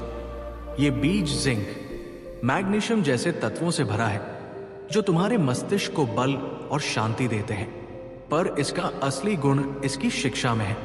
रात को सोने से पहले जब तुम एक चम्मच भुने हुए कद्दू के बीज खाओगे, तो तुम अपनी बाहरी चिंताओं को भूलकर अपनी भीतरी शक्ति पर ध्यान केंद्रित करोगे। तुम ये संकल्प लोगे, परिस्थितियां चाहे जैसी भी हों, मेरे भीतर उनसे लड़ने और फिर से खड़े होने की शक्ति है। जैसे इस बीज में एक विशाल वृक्ष छिपा है, वैसे ही मेरे भीतर अनंत साहस और संभावना छिपी है। ये अभ्यास तुम्हें सिखाएगा कि सुरक्षा बाहर नहीं, भीतर खोजी जाती है। जब हम पैदा हुए, जग हंसे हम रोए, ऐसी करनी कर चलो, हम हंसे जग रोए। बेटा, ऐसी करनी करो। अपने भीतर की शक्ति को ऐसा जगाओ कि तुम्हें भविष्य का भय न रहे। तुम हर चुनौती का सामना करने में सक्षम हो। केशव की आंखों में एक नई चमक आ गई। उसे अपने पिता के ज्ञान और कबीर की सरलता में छिपी गहनता का रहस्य समझ आ गया। उपसंहार, मन का जुलाहा। उस शाम माधव सेठ की हवेली की छत पर पिता और पुत्र साथ बैठे गंगा को देख रहे थे। माधव के हाथ में पुष्पजल का प्याला था और केशव के हाथ में कद्दू के बीजों की कटोरी। उन्होंने एक दूसरे को देखा और मुस्कुरा दिए। उन्होंने अपने अपने अमृत का सेवन किया, जो अब केवल भोजन नहीं बल्कि जीवन दर्शन का प्रतीक बन चुके थे। उस रात जब केशव सोया, तो उसके मन में भविष्य का भय नहीं बल्कि आत्मविश्वास का शांत दीपक जल रहा था। और माधव सेठ, वे तो वर्षों से गहरी स्वप्नहीन निद्रा का आनंद ले रहे थे। कबीर ने माधव सेठ को कोई चमत्कार या औषधि नहीं दी थी। उन्होंने तो बस माधव को मन का जुलाहा बनना सिखा दिया था। उन्होंने सिखाया था कि कैसे ध्यान के धागे से मन को एक बिंदु पर लाना है, कैसे करुणा के रंग से हृदय को रंगना है, कैसे समर्पण की खूंटी पर आसक्ति को टांगना है, कैसे धैर्य के करघे पर जीवन को बुनना है, और कैसे अपनी आंतरिक शक्ति के बीज से आत्मविश्वास का वस्त्र तैयार करना है। माधव सेठ समझ चुके थे कि गहरी नींद किसी बाजार में नहीं बिकती। ये तो उस शांत और संतुष्ट मन का प्रसाद है जिसने जीवन की चादर को प्रेम, धैर्य और स्वीकार के धागों से बुना है। और इस कला को सिखाने वाला वो महान गुरु, वो जुलाहा, आज भी काशी की गलियों में अपने दोहों के माध्यम से गूंज रहा था। हर भटके हुए मन को शांति का मार्ग दिखा रहा था।